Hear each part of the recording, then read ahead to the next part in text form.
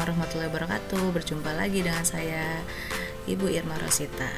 Kali ini materi yang akan kita bahas adalah unsur pembangun cerpen, di mana unsur pembangun cerpen terdiri dari dua, unsur intrinsik dan unsur ekstrinsik. Yang akan kita bahas kali ini adalah unsur intrinsik dalam cerpen.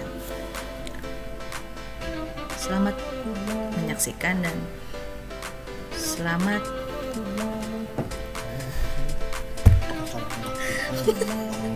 berikut penjelasannya, maksudnya gitu. Assalamualaikum warahmatullahi wabarakatuh. Sampai berjumpa lagi. Sampai berjumpa lagi gimana ya kalimatnya?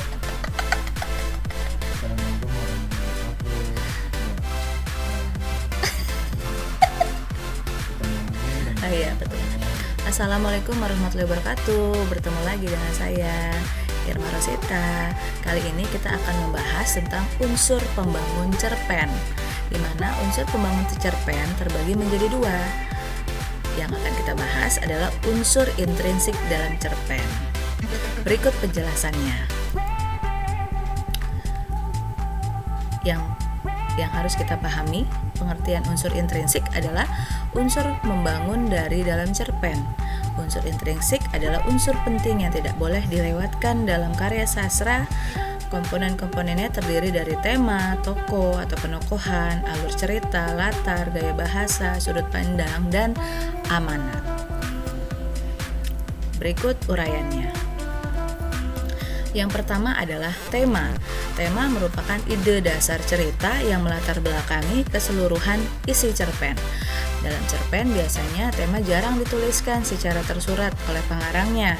Tema memiliki sifat umum, oleh karena itu tema banyak diambil dari lingkungan sekitar, terutama seperti kisah pribadi seseorang, sejarah, dan lainnya.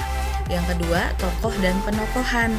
Tokoh merupakan orang yang berperan dalam cerita, sedangkan pengertian penokohan adalah teknik atau cara pengarang dalam menggambarkan atau mengembangkan karakter tokoh dalam cerita.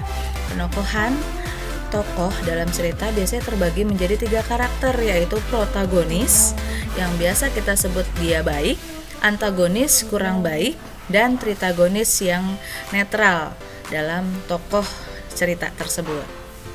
Nah, yang ketiga ada alur atau plot, adalah jalan atau pola pengembangan dalam rangkaian peristiwa yang terjadi dalam cerita. Adanya alur menjadikan cerita akan menjadi kesatuan yang utuh.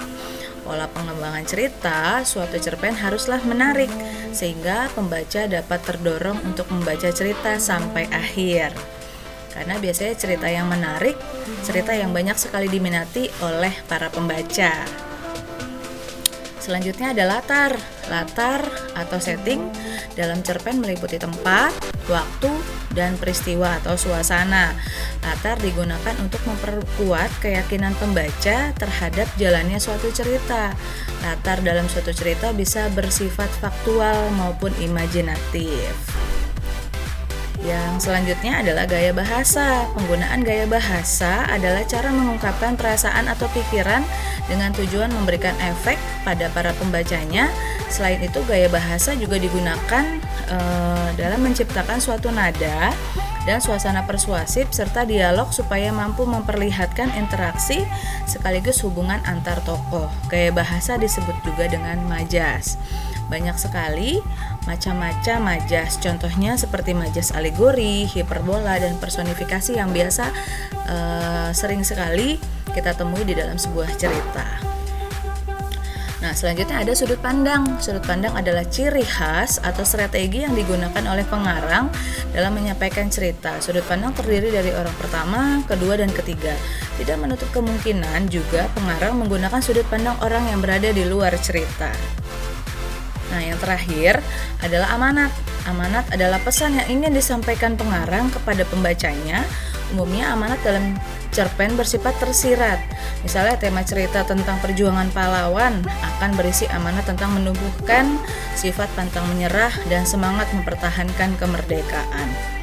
Nah, uraian tersebut merupakan rangkaian dalam suatu unsur intrinsik dalam sebuah cerita, di mana itu sebagai modal awal kita agar kita mengetahui isi dari sebuah cerita tersebut, sehingga kita dapat mengembangkan cerita tersebut sebagai motivasi kita menjadi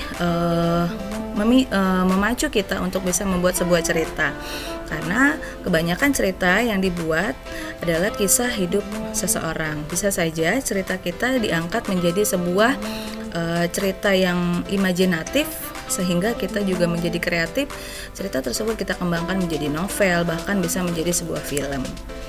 Baik, segitu saja penjelasan dari saya. Sampai bertemu lagi di pertemuan selanjutnya. Terima kasih. Assalamualaikum warahmatullahi wabarakatuh.